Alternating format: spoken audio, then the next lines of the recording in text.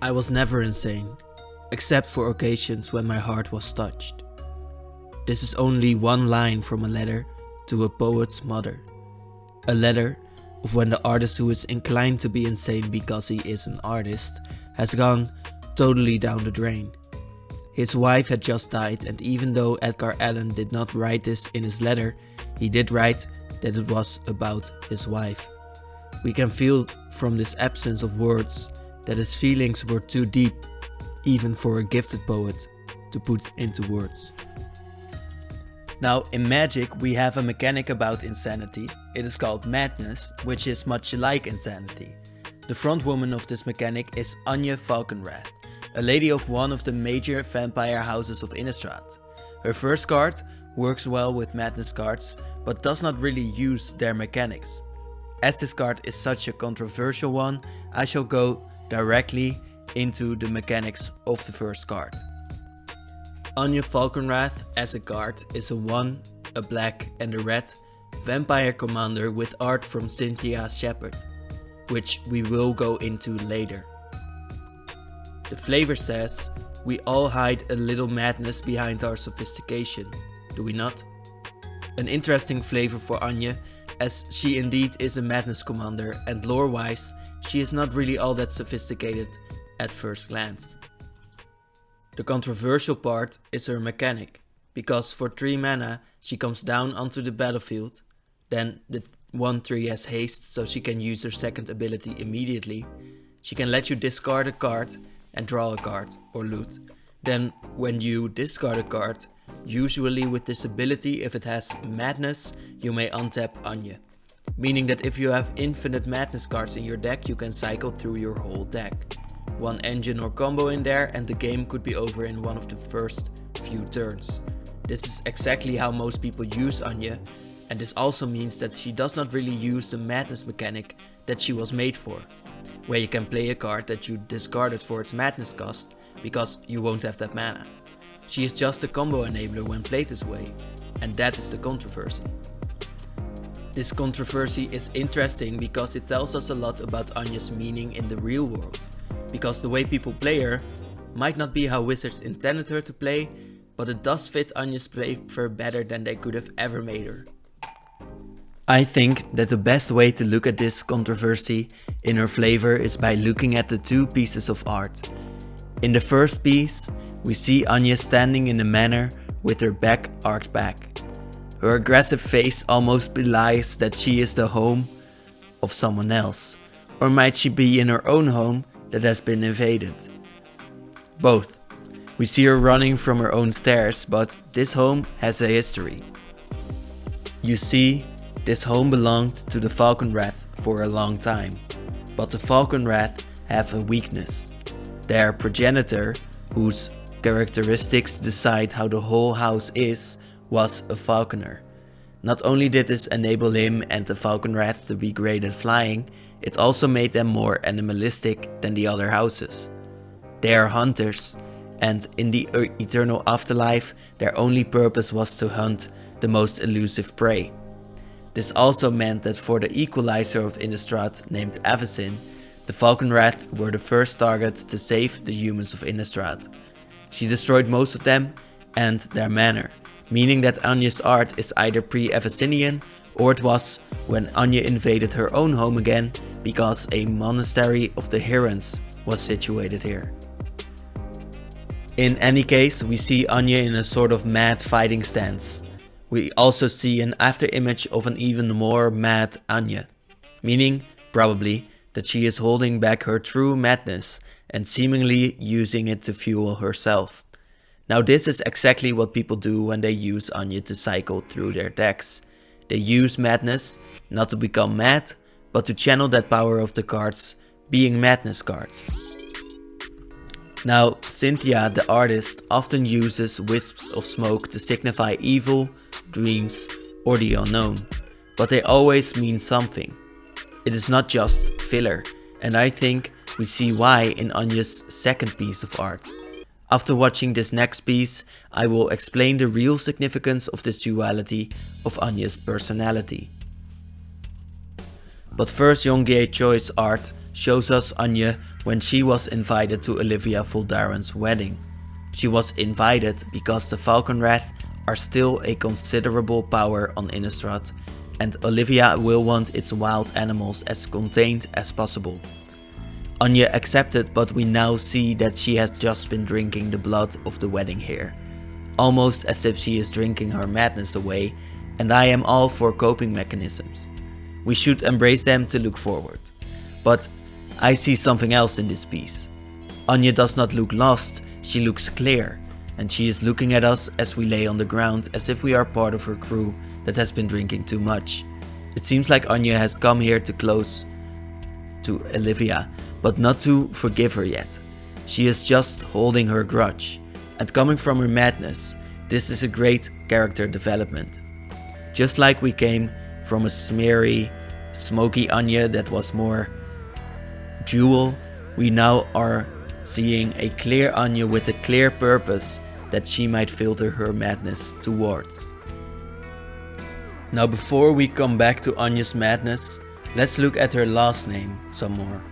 Like I said, she comes from the Falkenrath family, and they are a beast-like family of hunting vampires. Now because they are so bestial, they have gone through a lot. Ever since Wrath was only one part of it.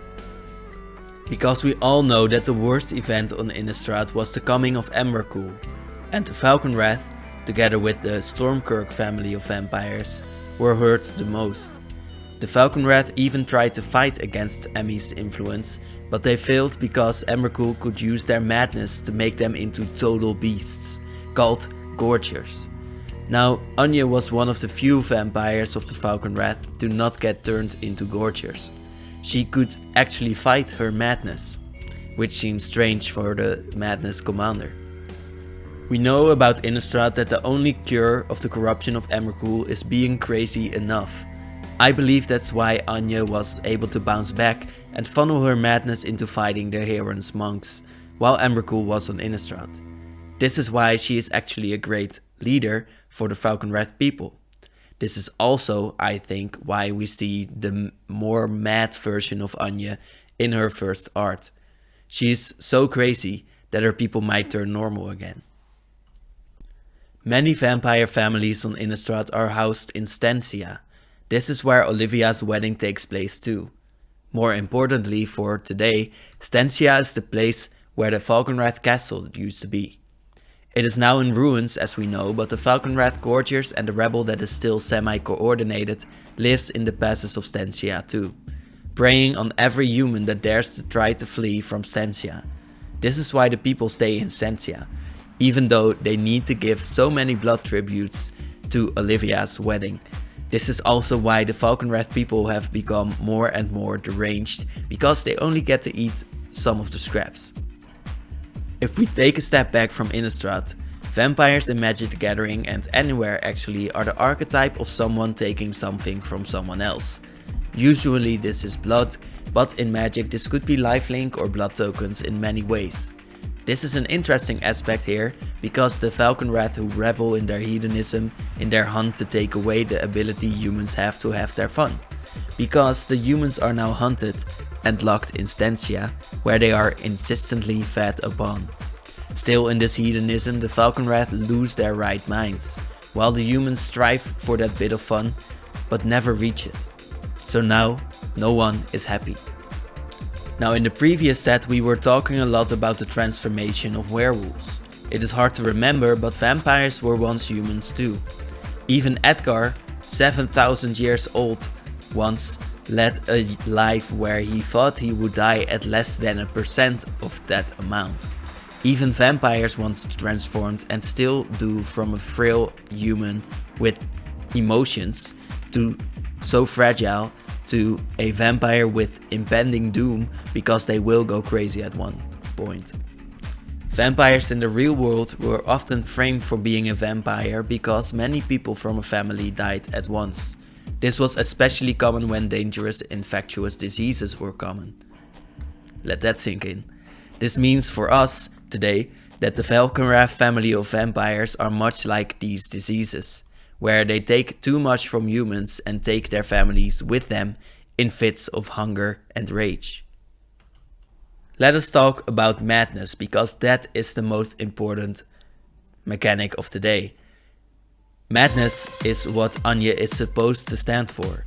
Yes, Anje is a mad woman, but we see this through the cards in a different light. Here we see her telling us that we have madness behind our sophistication. But the Falkenrath society says that vampires should set aside their civilization. I can see why the Falkenrath become mad, because let's look at Jehani. He is a kind of vampire on Kaladesh that is called an Aetherborn. These are, as the name suggests, beings that are created from Aether, a sort of energy that floats around in the air. The fact that their bodies exist of volatile natural bombs means that they do not live for long, if they do not sustain their powers.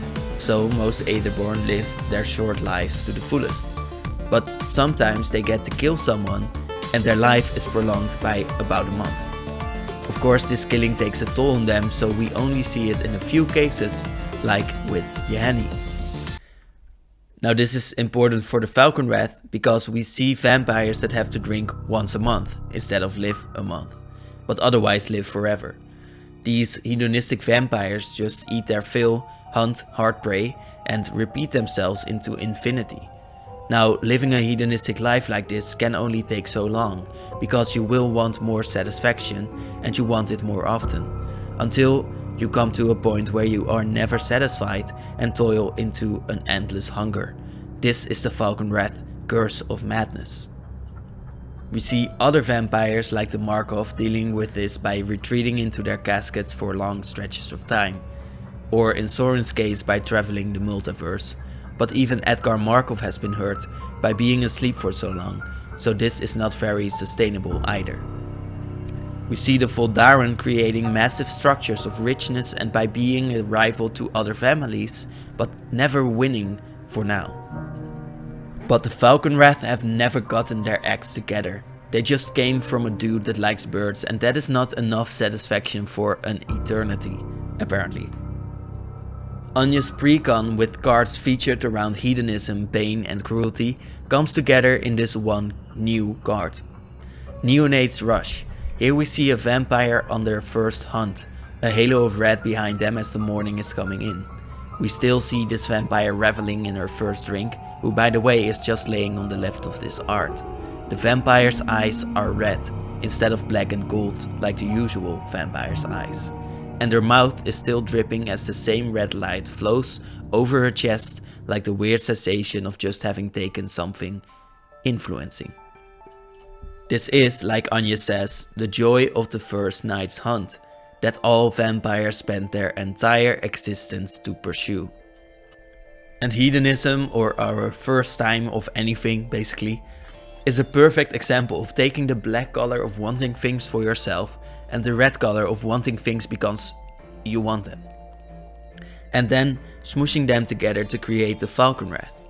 A people that want too much and hurt people around them with it first, and because of their longevity end up hurting themselves too. The interesting part about the character Anje is that her card reflects these stages too. Her first card being her Madness Tribal card, Mad, her lose her mind, and the reason why people dislike the card so much, yes I do know that it is often disliked, is that she does not really work with madness too much. She just cycles through her deck, wanting more and more, and definitely and indefinitely more, both. This kind of turns around in her new card, where she still drinks a lot, but she does not cycle into madness any further than that. You could sacrifice a blood token to cycle once through your deck, but you will not go through your whole deck without a cost. I would say that this makes for a better madness commander in this way. Not because you will win more games, but with this Anje you might actually want to play madness cards for their madness costs. The Falkenrath are actually a great lesson in pleasure, because hedonists often fall into the trap of wanting more and more of what they cannot have. This is also probably why the Falkenrath prefer to hunt humans that are unavailable to them. They do not like to use their magic to lure humans in. They like to use their hunting skills, and they like to make it hard for themselves. They like to destroy a city from the inside out if it has no walls, and if it is well protected, they want to attack it head on. as long as obtaining what they want is hard to do. But once they have their prey, they eat it quickly and then move on very fast to their next challenge. This is the same for, I think, almost every human. I would not say that you should stay in bed forever like many Markovs. No, maybe you should be a bit like Olivia, taking pleasure where you can but enjoying it for as long as you can too. Relish in whatever you take, or risk descending into madness and becoming a drunkard at a wedding. Which, again, I cannot judge against, but might be a sign that you should look at the fun, smaller things in life and enjoy those too. It is the pleasures that take us into reality the most that really stick. When we can remember the moment when we were not lost in lust, we were the most present. We were tasting what was on our lips, and that is the lesson that Anje Falkenrath gives us. To not become someone with just an after image, but to strike down even with bottles of blood next to us on the ground, to eventually become still and to pick up truly tasting life again. I hope Anje will find this for herself too, and I wish the same to you. Thank you for watching.